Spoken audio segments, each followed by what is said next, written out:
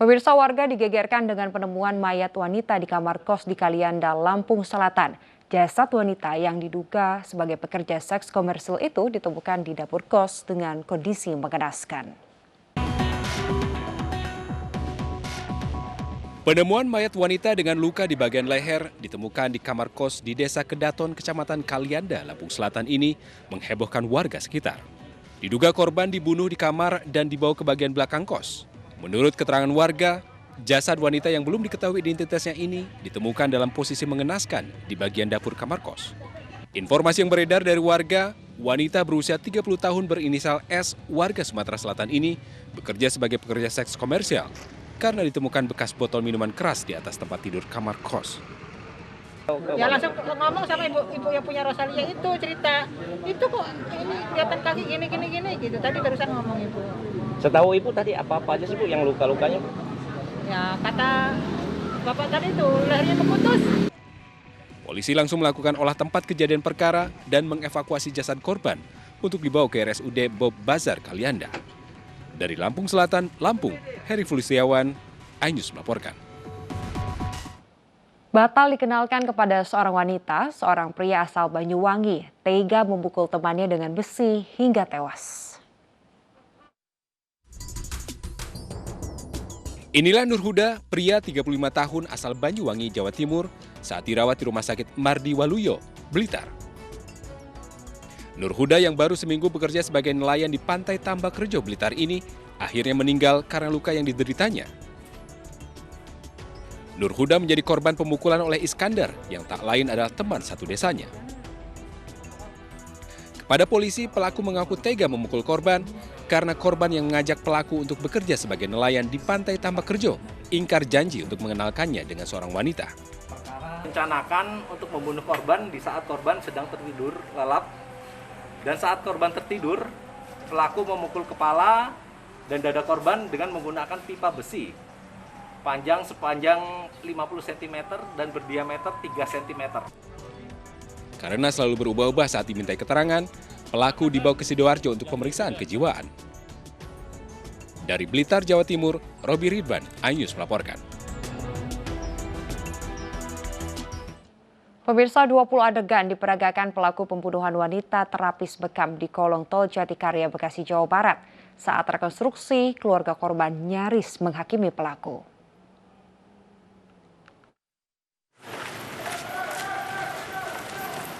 Tak kuasa menahan amarah, keluarga korban pembunuhan wanita terapis bekam nyaris menghakimi pelaku saat rekonstruksi di bawah kolong tol Jatikarya, Bekasi, Jawa Barat. Aksi keluarga tertahan petugas yang berusaha menenangkan keluarga korban. Tersangka memperagakan 20 adegan pembunuhan dari 2 lokasi, di lokasi kejadian dan di Polda Metro Jaya. Dari rekonstruksi terungkap pelaku membunuh korban dengan mencekik dan membekap korban, lalu menyembunyikan korban dengan mengubur di lokasi. Tetapi tangan korban belum terkubur. Pelaku pun mengaku membunuh korban karena menolak diajak nikah.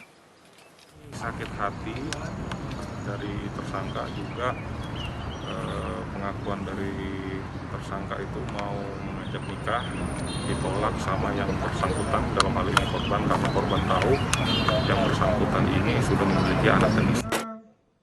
Keluarga korban berharap pelaku Muhammad Ali Al-Rashid alias Habib dihukum sesuai perbuatannya.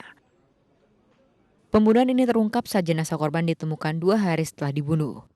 Polisi menangkap pelaku 4 hari kemudian. Terungkap pelaku adalah rekan kerja korban yang juga ternyata seorang tokoh agama di perumahannya di Depok, Jawa Barat. Dari Bekasi, Jawa Barat, Rahmat Hidayat, iNews melaporkan.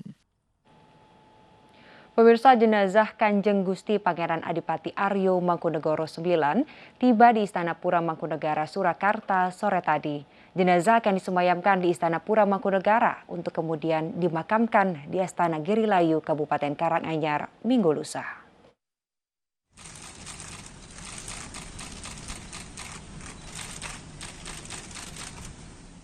Rombongan mobil jenazah tiba di Istana Mangkunegaran, Surakarta sekitar pukul 16:15 waktu Indonesia Barat.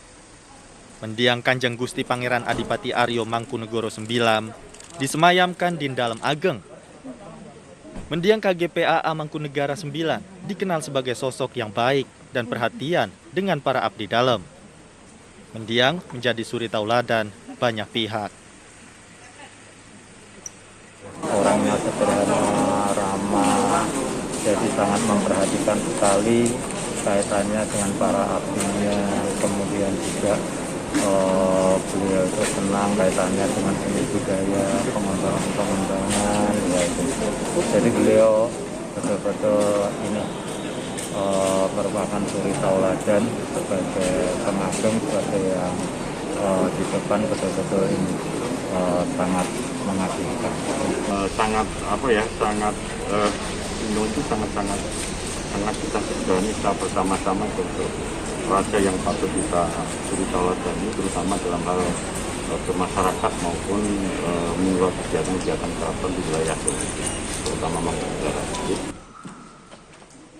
Jenazah akan dimakamkan pada hari Minggu pagi di Astana Giri Layu, Karanganyar, Jawa Tengah.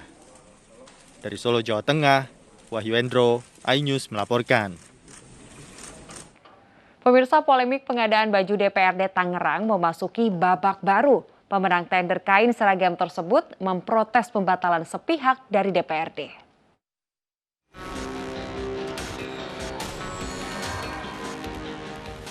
Polemik pengadaan baju baru anggota DPRD Kota Tangerang senilai 1,2 miliar berbuntut panjang.